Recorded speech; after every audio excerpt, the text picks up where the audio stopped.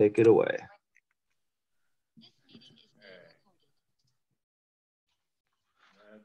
me share my screen here and see if this works.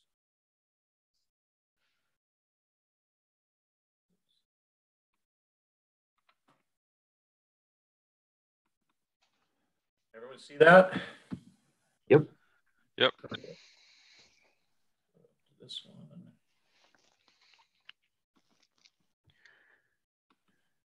So as Graham said, we were out in the field last week. It was a spectacular day in a really spectacular setting. It was fantastic to go out there. I'm just amazed by the reserve and the quality of the stream habitat there. And 6-foot-high sword ferns are pretty impressive too. So cool place.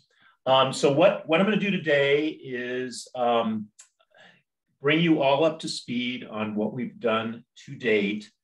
And as I see this as kind of our preliminary findings and our project recommendations. And what I'm looking for today is your input on this, because the next step is going to be really fleshing this out, writing up the report that discusses the model findings and then our recommendations. So we're going to go through those today, and they're preliminary and really subject to your input and potentially expansion beyond what we have thought about here. So really looking for everyone collectively to help out with this. Pretty informal presentation here. If you got any questions, raise your hand. It's hard for me to monitor everybody on this. So Graham and Olivia, if you can help me out a little bit there, see someone raising their hands, just kind of call it out, please. Okay. So our charge in the Ecola Creek watershed was to run the Beaver Restoration Assessment Tool, or the BRAT model, which we've done. And I think it's important up front to understand how the model works. Essentially, the model is a landscape capacity model. It's not really a site-specific model. It doesn't look at a particular site and say this is really optimal for beaver habitat. What it does is it looks across the landscape, and it's sort of a coarse scale, says these are the areas where you have potential capacity to support beaver dams. That's kind of the currency they use, is the number of beaver dams and the density of beaver dams. So that's the next bullet there. The model produces both an estimate of dam density and approximate count of how many dams the conditions in and surrounding the reach could support. So it really gets down to the capacity level. It's useful because it builds realistic expectations about how beavers can use a landscape at that kind of scale. So it's really helpful for that. It's helpful for visualizing where those so-called beaver hotspots are in terms of capacity across the landscape. So there's a number of lines of evidence that the model uses to determine the capability, the capacity of a particular reach of stream to support beaver. And before I talk about that, I should note that I'm also an alumni of Oregon State, so I couldn't resist using the beaver logos here. So what it looks at is both existing and historic beaver dam capacities in the system, and we'll talk about both of those. And what it does is it looks at basically landscape scale indicators of the capacity for beavers and the ability for beavers to build dams. And I'd like to go through what those kind of lines of evidence are so you understand how the model and principle works. One is, not surprisingly, you need a reliable water source, and they base that on the size of the watershed above and channel size and that sort of thing. Vegetation within 30 meters of the stream conducive to foraging and dam building. So that is early cereal stage or appropriate vegetation like willows, et cetera, that are available. One of the things that when it looks across the landscape is it differentiates out those type of kind of coarse vegetation layers. And it's really looking for more broad riparian and foraging species that are available to beavers. And then it also expands out vegetation within 100 meters of the edge of the stream that could support the expansion of beaver complexes and maintain large beaver colonies. So it looks both at 30 meters and 100 meters to give you kind of both perspectives. And that way it can look at capacity across a broader area. It's not site specific, as I said. It also looks at the likelihood that dams could be built across the channel during a range of flows. And that's important because obviously you don't want to wash out beaver dams, that sort of thing, which gets to the next one, likelihood that a beaver dam on a river stream could withstand typical floods. It was interesting when we were out in the field because there had been a recent flood that was actually a bank overtopping event that actually moved into the floodplains. And that was really cool to see out there because you, particularly within the reserve, you have really broad floodplains. And that provides obviously an outlet for higher flows and includes side channels, multiple threaded channels, which really increases the capacity for beavers in there. Evidence of suitable river stream gradient. It's looking at fairly low gradient, below 4% gradient streams primarily, and the lower the gradient, the better, because then you have lower stream velocities, and often you have more complex environments for beavers to build dams. And then finally, it looks, is the river too large to build dams or for dams to be present? And I can just cut to the chase here. None of the systems within the Ecola Creek watershed were found to be too large to successfully build dams. Now, that doesn't mean that every location is suitable for dams, but overall, the river system and stream system can support dam building. So this is just a map of topography showing slope of the watershed, and the lighter colors are lower gradient. And as you can see in the lower watershed, you have really low gradient system with dynamic channels and floodplain. And I'll show you some examples of that. The landscape setting is really important. You can see on this map where the reserve is because there's just more closed canopy, and it's older forests as opposed to the more actively managed areas in the watershed, particularly in the upper watershed, which is managed more for forestry, where you have more a pattern across the landscape of various seral stages of vegetation, from recent clear cuts to areas that have been replanted and are growing in. And so various vegetation there. And this is important because when you contrast this with the historical landscape setting, for the BRAT model, they have sort of coarse scale information that you can import into the model. And for historical vegetation, primarily it's looking at late seral stage across the watershed, i.e. old growth, which, we don't have exact information on that, but that was sort of assumed within that model. And that really restricts the amount of beaver capacity in the system because you don't have willows and other vegetation that tends to grow where you have a more open overstory and direct sunlight. In a late seral stage or old growth setting, you just don't have as much of it. So this is a case where the capacity for beaver dam building was actually lower historically than it is presently. You contrast that to the east side, where the impacts are such now that, in fact, the historic capacity is much, much greater than the current capacity. And that just has to do with sort of the landscape setting. So just to kind of build on what I was talking about in terms of low gradient and the vegetation types, this is within the reserve. This is from our field work last week. I think you can recognize this character here.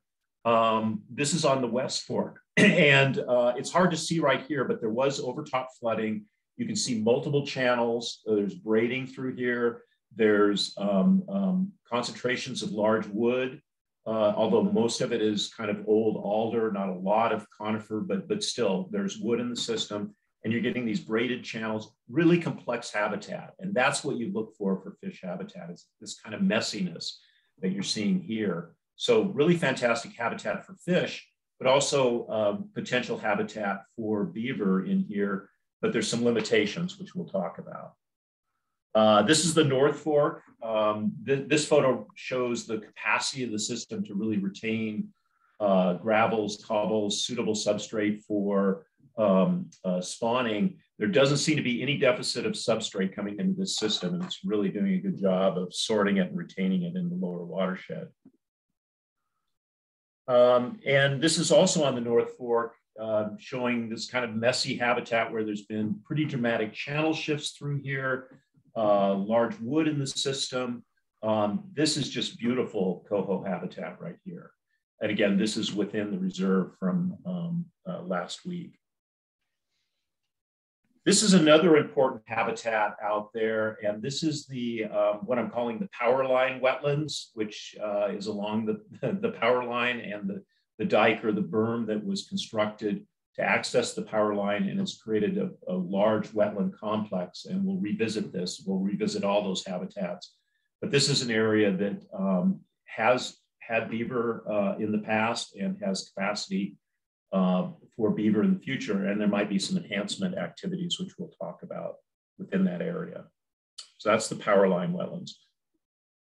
So it's important within the landscape setting to understand coho distribution and indeed anadromous fish distribution. It's really limited to sort of the lower and middle portions of the watershed.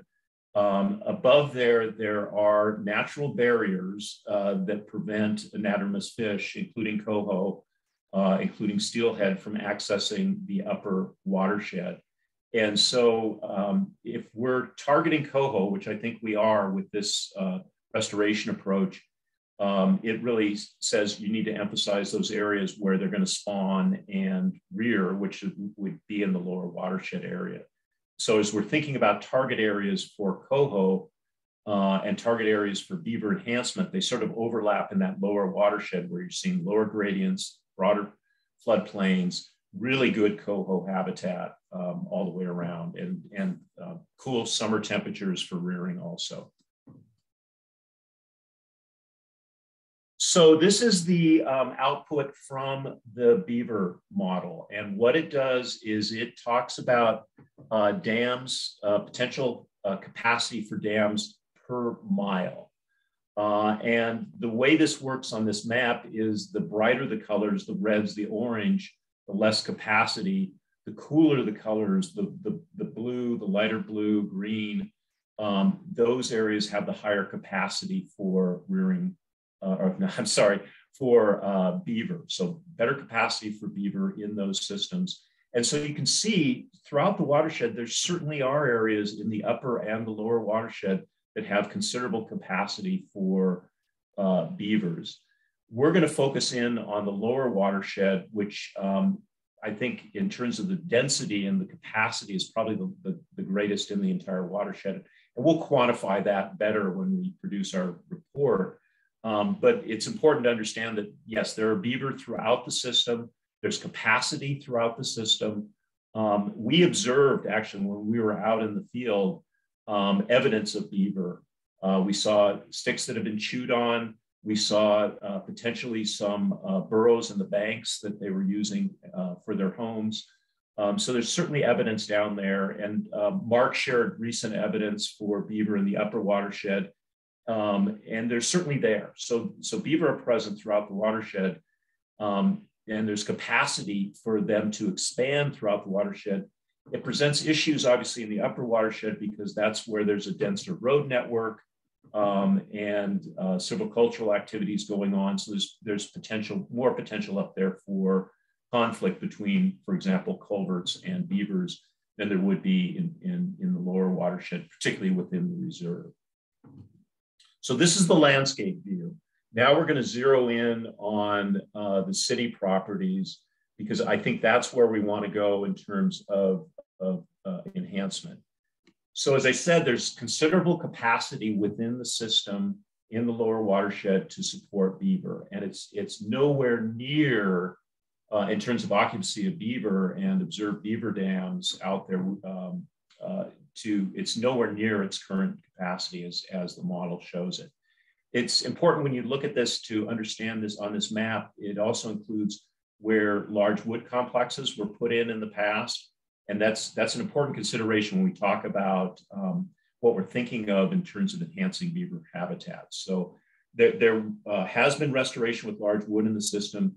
We're also seeing when we were out there that there's a lot of inputs of wood that are kind of collecting in those areas and other areas too. But a lot of that is alder, which is not as durable as conifer, but nevertheless contributes obviously to the complexity and to the presence of large wood in the system. But basically, the take home from this map, when you look at this at the city property, primarily on the reserve, is there's tremendous capacity for beaver in those low gradient systems. You start getting into some of the tributaries in particular, as they gain gradient going up slope, there's less capacity. So I think most of the focus in here is going to be on those lower gradient systems, both the main stem as well as the tributaries. That's where the emphasis should be in terms of the potential for enhancing beaver habitat. So what's the limiting factor? Well, based on looking at the landscape, looking at the model, the limiting factor is not appropriate habitat, not in terms of the right size streams, the stream gradient, those kinds of conditions, they're there. But what's limiting in the system is forage habitat, forage vegetation for beaver. We saw, for example, beaver that were chewing up on blackberry vines. And I've seen that in other watersheds. That's a real indication that there's not enough forage material available when they resort to, blackberries, in some cases, even using blackberry canes for building dams, that sort of thing. So really, this isn't a habitat limited system. It's a vegetation limited system in terms of this early cereal stage, willows, et cetera, that can provide the kind of forage that they need, both in terms of their dam building, but also for their food sources. So this is another consideration, is beaver problem areas. And I want to have a little bit of discussion around this in a bit. I just want to kind of present this right now. With Graham and discussions with the city and others, we've determined some areas that you probably don't want to have beaver in the system. And what's interesting about those areas is they tend to have fairly low capacity for beavers anyway, particularly as you get into Cannon Beach proper, the city. So you're seeing within the city, on sort of the upper part of the screen here, some areas where beavers have presented some nuisance issues in the past with localized flooding, et cetera. And one of the things I want to talk about is what should be the policy in those areas in terms of how to deal with beaver in the future. I think we've got an educational opportunity here to reach out to a bunch of folks about where we want to have beaver and maybe where we don't want to have beaver, or at least where there are potential conflicts with beaver. So that's within the city. And then there's also the area, and I know some of you were out in the field when we looked at this, that's by the water treatment ponds.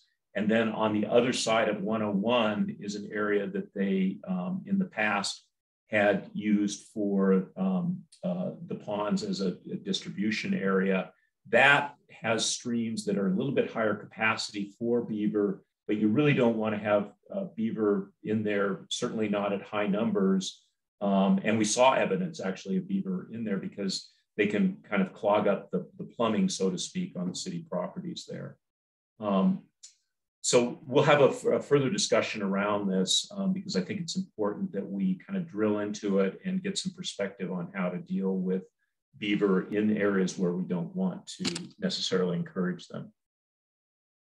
So the strategy, and we'll discuss this in more detail, is really, as I see it, focused on two kind of primary areas. One is the Powerline Wetlands, and that is an area that is eutrophying. It looks like its elevations are changing. I think there's a need to evaluate water levels there to see if it could maintain willows and that sort of vegetation. Currently, there are sedges and rushes in there, that sort of thing.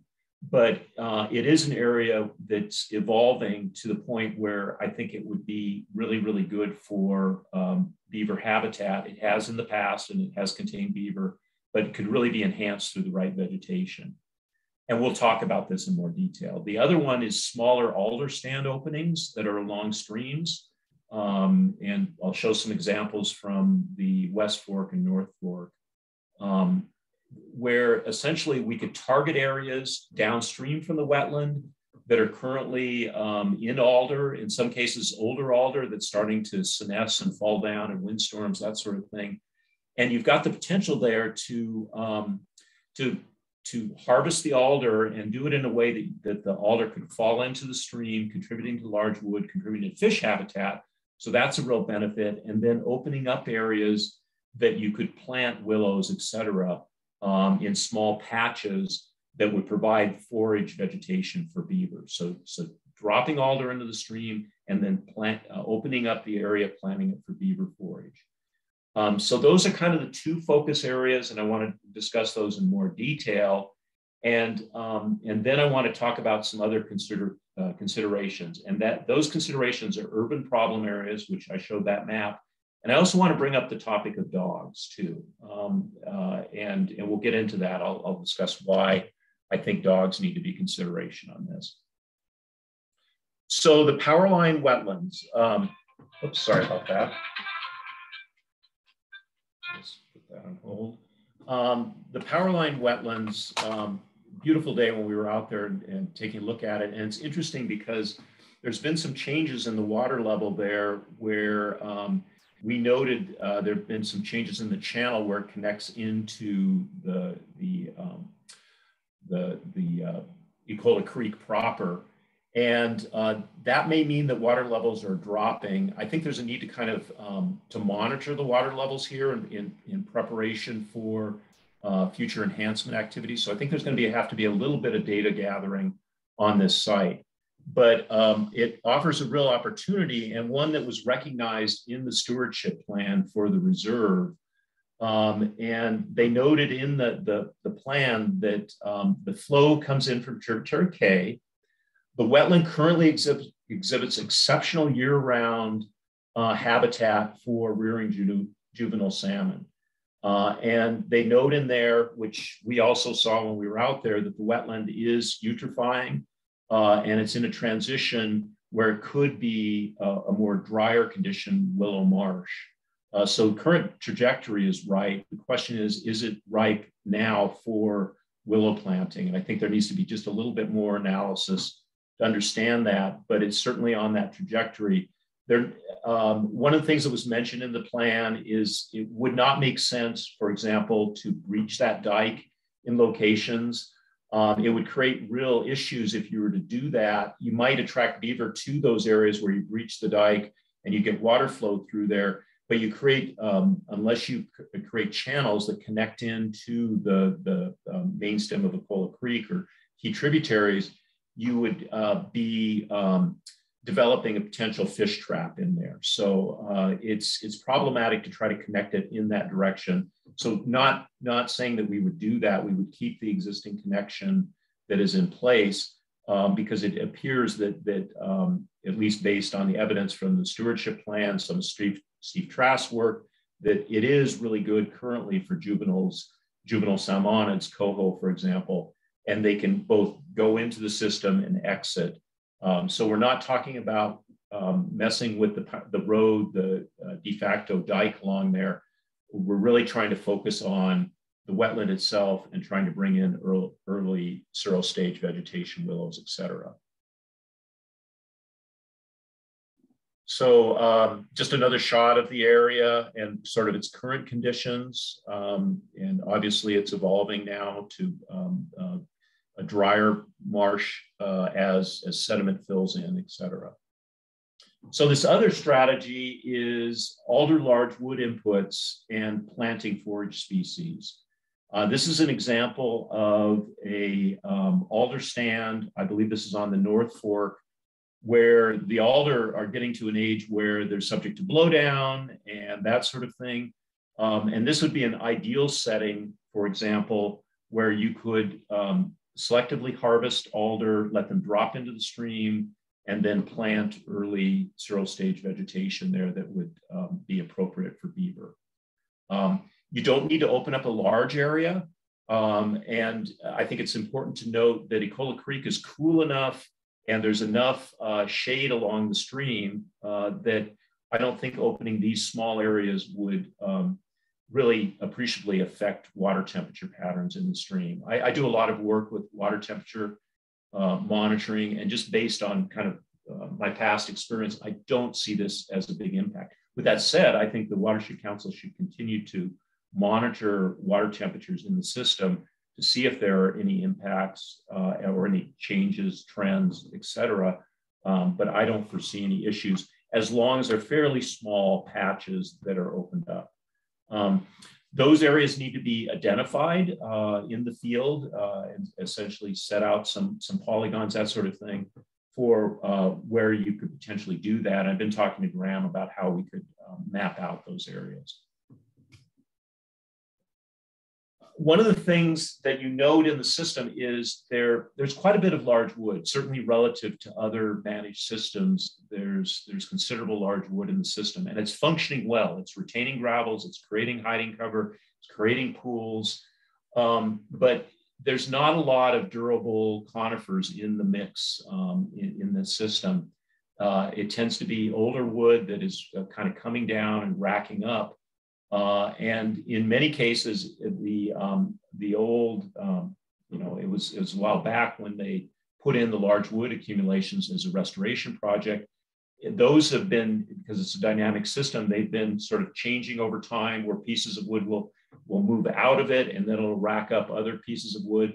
And I think the story here is, over time, there's going to be more wood inputs from the reserve. If you project out 100 years from now, there's going to be more conifer falling in the system. What we need to look at is what can be done sort of in the interim while you're waiting for those more natural inputs of wood.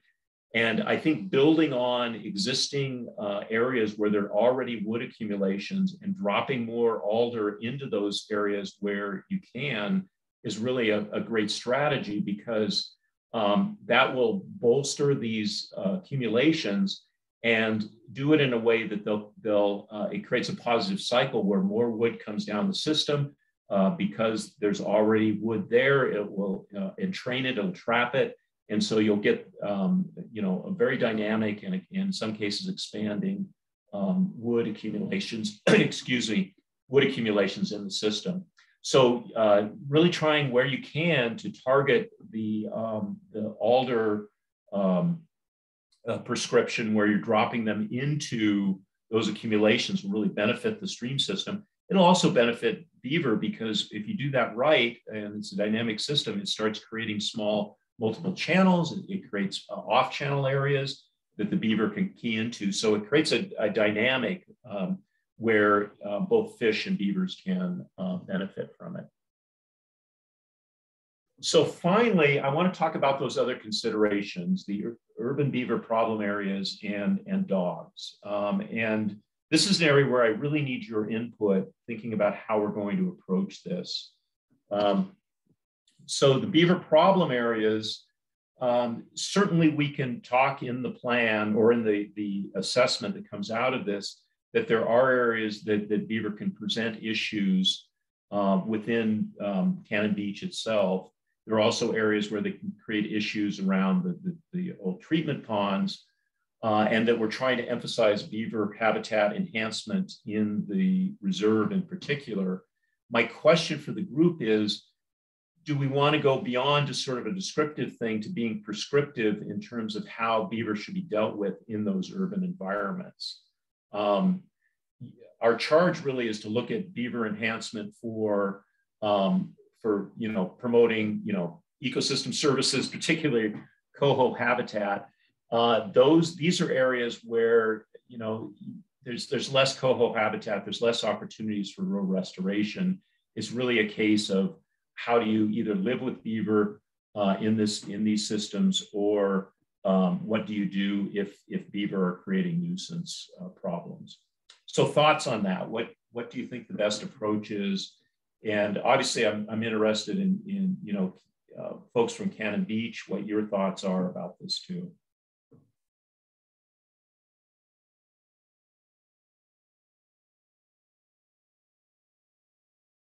Any thoughts?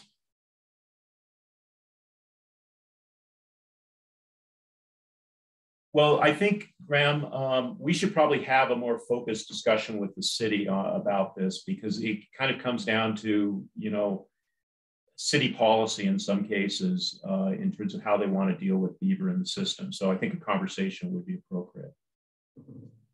Yeah, and I think, I guess my questions are, what role would beaver dam analogs play, or is there any sort of,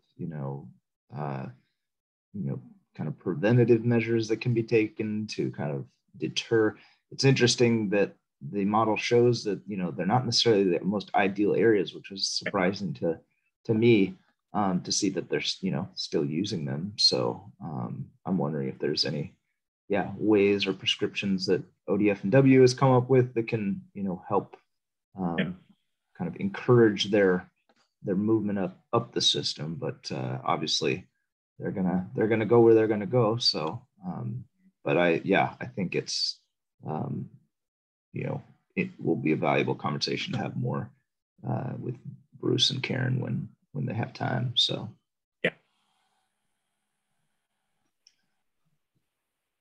okay, well, we'll plan to do that, and if you have thoughts about it, let me or Graham know what your thinking is around that. I think beaver dam analogs, that's something you put in when you don't have beaver in the system, and if you don't put them in right, they can also attract beaver, so that can be problematic unless you're really thinking about it. But they do enhance habitat. They're an analog to beaver, so they're an analog to creating the dam and creating the area upstream of the dam, the impoundment, so to speak. But there are other things. Go ahead. Oh, God, John. I was just going to say, I went out in the field with Steve Trask, and looked at some of the BDAs he had put in the upper Nehalem. And at least a couple of those locations, there was actually beaver started to build dams just above those analogs. Interesting. So I think these were areas that there were already beaver, and he just added some analogs into those locations. And they did use some of the actual structures and then close to those structures. Interesting. How were the analogs performing? Pretty well? I didn't look at a lot of them, but most of them were performing well, because we were looking at some of those to see if they needed to be rewoven. And I think all the ones we looked at, he had done with fur bowels, and the ones we looked at looked good. And I think it might have been like around 10 of those. But there's a bunch more in the landscape that still need to be evaluated. Interesting. I'll have to talk to Steve about that. Okay. Any other comments? I was just going to say, one of the things that I found, just as a, like John and I were talking about, getting a coastal council activity going, whether it's, maybe decaging some of the cedar that's back there and walking polygons for areas that, could use willow enhancement or alder release. One of the things I thought that was very encouraging is that those blackberry,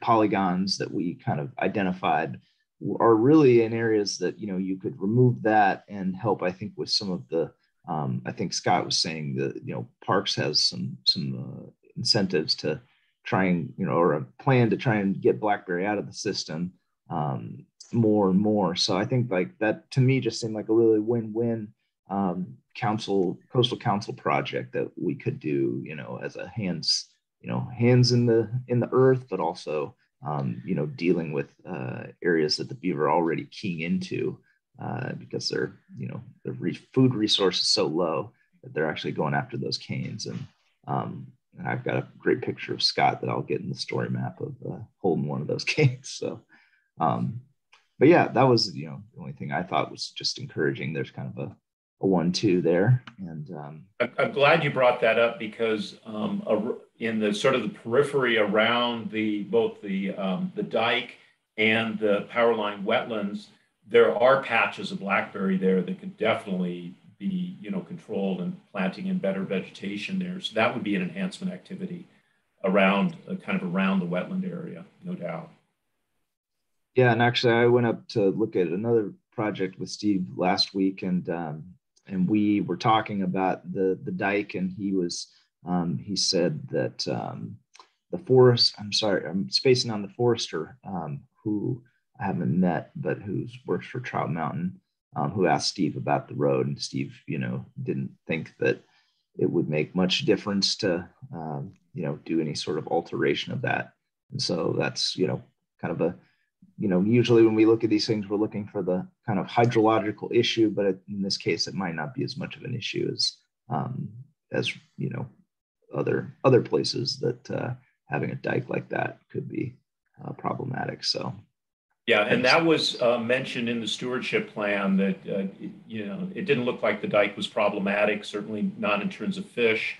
It's functioning well and it's creating habitat diversity in the system. So basically, don't mess up the hydrology. And yeah, I guess in your experience with eutrophication, do you think the accretion rate of the wetland will be as such that it'll ever get too dry for willow in the future, or do you think willow would kind of help facilitate I don't know, a different trajectory for all that? Or I don't think it'll get too dry simply because that dike is there, and they also mentioned that in the stewardship plan. You're getting both water coming in from tributary K, but also from the surrounding area. You're getting groundwater inputs that come in there that are blocked by the dike. So no, I think I don't know what the rate of eutrophication is in there or sediment buildup is in the system. But with that said, I think over time it's a sustainable wetland, no doubt. And as it evolves, it could be much better for willows, et cetera. Yeah, I just think overall plant diversity in there. There's so many great carex varieties that we have on the coast that I think could, we could even try and enhance that area with. So that's I think another exciting council activity. Yeah, no, it is. It's a perfect thing to engage volunteers around those kind of things, both in terms of removing blackberries and the planting activities, et cetera. It's a real opportunity. Yeah. Okay, well, let's go ahead. Oh, I was going to say, yeah. And I just think that, one of the other things too, just to address the dog concerns, and one of the things that, the Watershed Association's trying to take on a little more in terms of education is just having more just small interpretive signs that could at least in these areas highlight people to the project, or alert to what's going on in terms of why dogs maybe shouldn't be off leash in a certain area, or where their poop shouldn't be left. So there's definitely beaver dog interactions, and usually negative interactions are pretty common. All you have to do is go on, search on Google, and they're all over the place, and they're YouTube videos. In fact, I've got a link to one of them here of, beavers going after dogs. And it's funny when you look at the internet, usually it's framed as big bad beaver is attacking my dog, rather than my dog got in the way of, into beaver habitat here. And so I think it's an educational issue, but definitely one to be considered, because it's a fairly popular hiking area, and the hikers, if we're successful anyway in enhancing beaver habitat out there, it just means there's more potential for dog beaver interaction. Well, and people beaver interaction, but I don't think that's as big a deal. But beaver are territorial, and they will react when there are other beavers or other intruders in their area. And as I said, there's been lots of documented examples of beaver dog confrontations, some beaver human confrontations, but most of those that I looked at were humans being pretty stupid about getting too close to beavers, et cetera. But I hear you. I think maybe rather than a change of policy, it's probably an educational thing, because if I remember correctly, they do require the dogs be on leash out there, but that's the policy. That's not the practice, I think. Yeah, sometimes I think maybe educationally, like getting people to understand why they're, you know, having their dog on a leash is valuable. I think that's, you know, because I think a lot of times it's thought of as, you know, oh, my dog's such a great dog, it's not going to cause any issues. So I think if, you know, you kind of put out that, you know, there could be an issue if it's not on a leash, then and that's a specific example that might be a good way to bring it home. Yeah, I agree. I think there's real opportunity there. John, this is Scott. Yeah, you know, one other observation that I didn't say in the past that I was just thinking about at the dike pond was a competition that this salmonid have would be river otter that I've seen in there, for one, if they're indeed are fry and they're trying to exist. And of course, that's a problem with beaver because they're sort of arch enemies, I understand also. Yeah, no, that's a really good point. And, you know, kind of the way we look at it is that's going to happen. And if we improve the capacity for rearing coho in the system, there should be enough for, you know, rearing coho and otters and et cetera. So I don't see that as something that we could really manage necessarily or want to manage, but noted.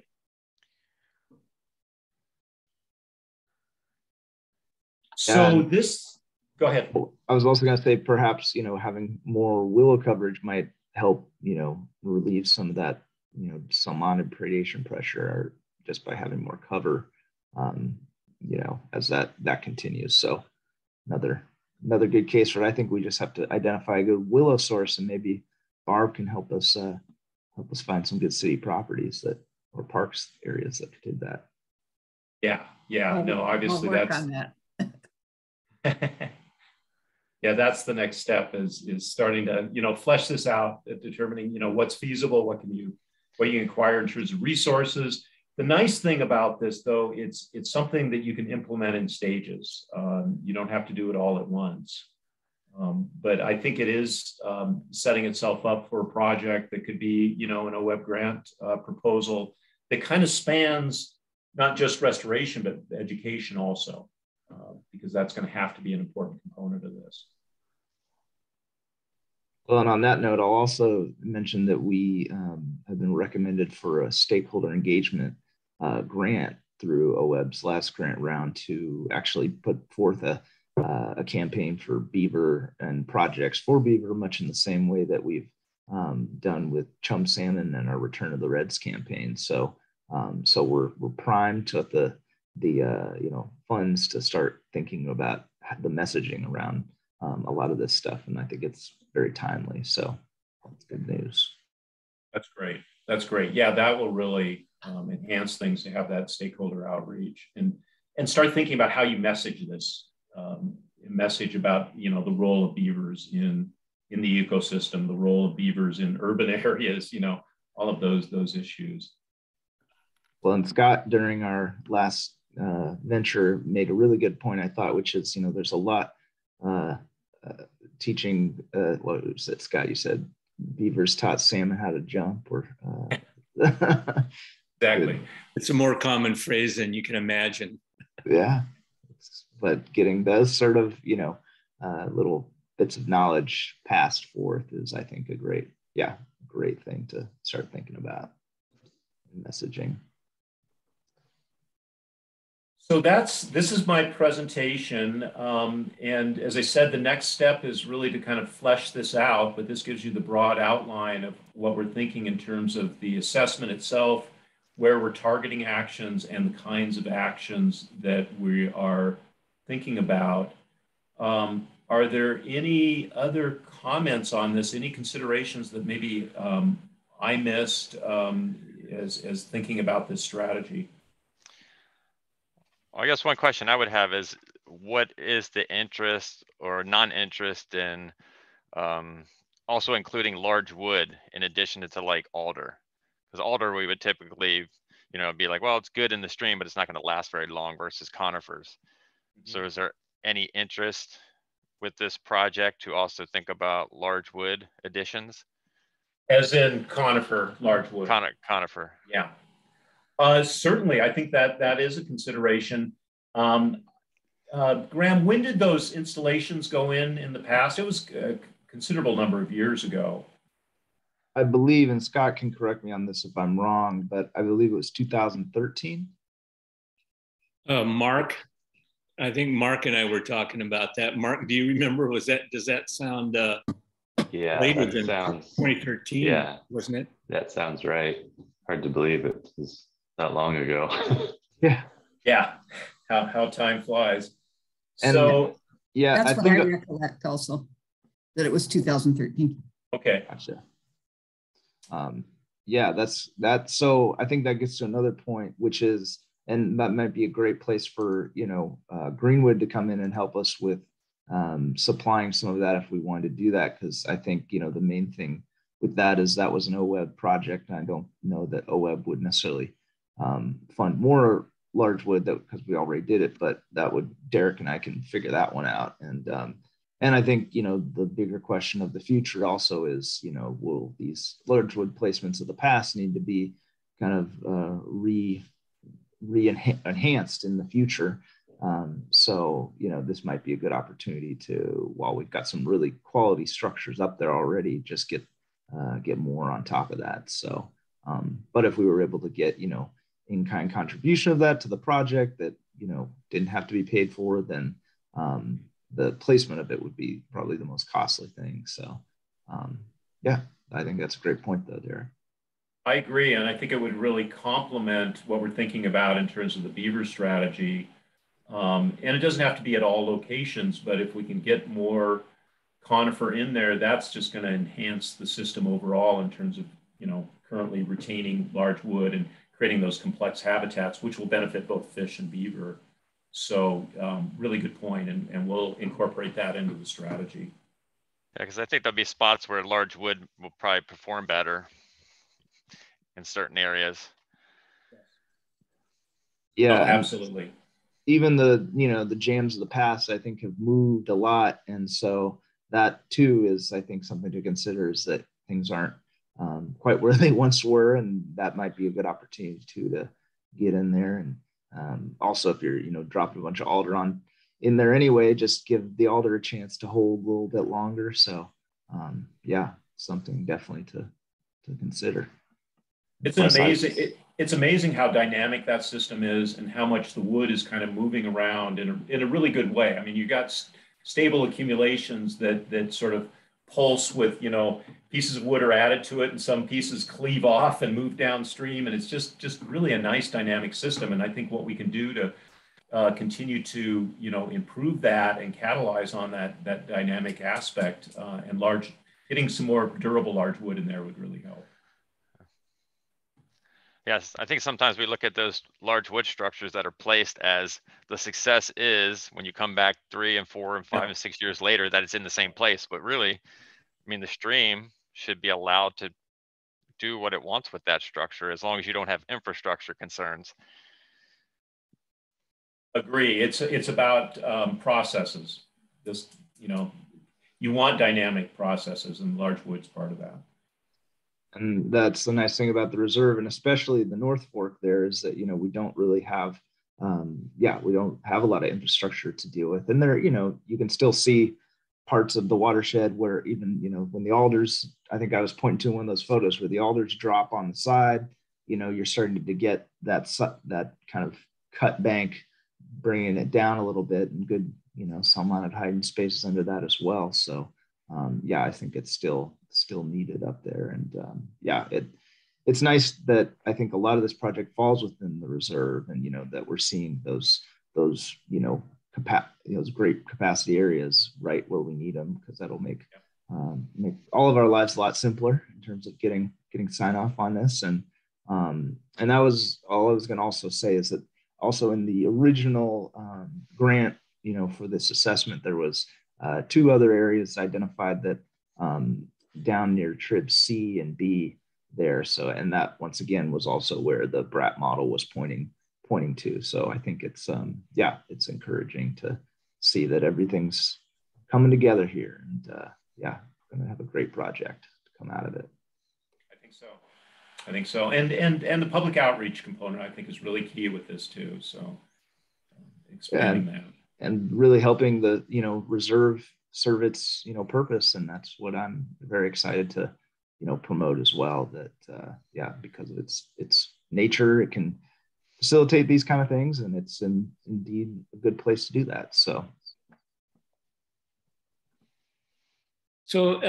could I also mention something that's probably it's not a part of this campaign, but it was an observation we all made when we did that field trip.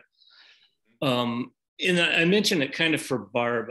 Barb, you're still on Parks and Community Services, is that correct? Yes, I'm the chair now. Yeah.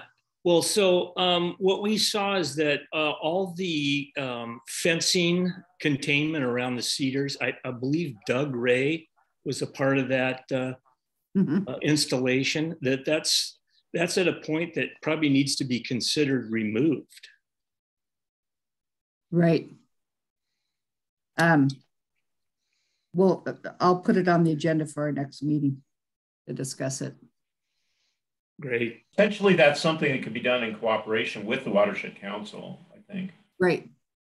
Yeah, I think we're it's about time for some more coastal council activities and projects here. So I think that combined with getting out there to walk some polygons, and maybe Barb, at our next coastal council meeting, we can, or if you bring it up at the next parks meeting, we can come up with rallying some troops to get out there and do an assessment. And I'm really excited because I've also got some ArcGIS products that I'm hoping to deploy on that. So it'll be a good learning opportunity, I think, and data collection for moving the projects forward. So it'll be good.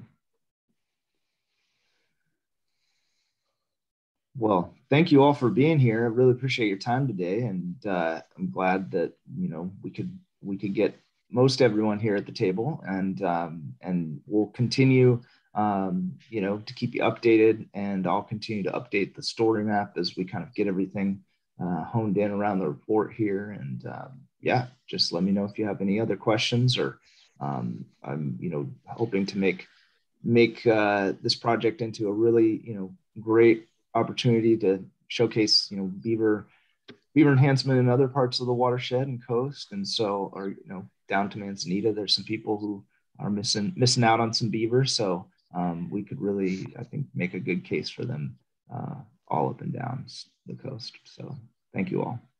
So the next step here is I'll work with Graham on writing up the evaluation, the assessment, and the recommendations in a draft form to run past all of you. Not sure what the exact timeline is on that, but I'll talk to Graham about it, and we'll let you know. Yeah, we've got till November of 2022 to get this all done. So nice period. We'll finish it quicker than that. I'm sure you will. Yeah, that's great. And really appreciate getting out in the field with John and Scott and Mark. And if anybody wants to, Barb, if you ever want to take a walk with me, or Derek, I know your schedule's real packed, but if maybe sometime we can all go back out there. We kind of just had to do it pretty opportunistically with people's schedules last time. So I'm open, and obviously always looking to get away from the machine. So. Hey, Graham, I think we should think about maybe a day in the field where we could have, folks out there. We could identify some of those stand opening areas along the stream and identify where we might want to augment with other large wood.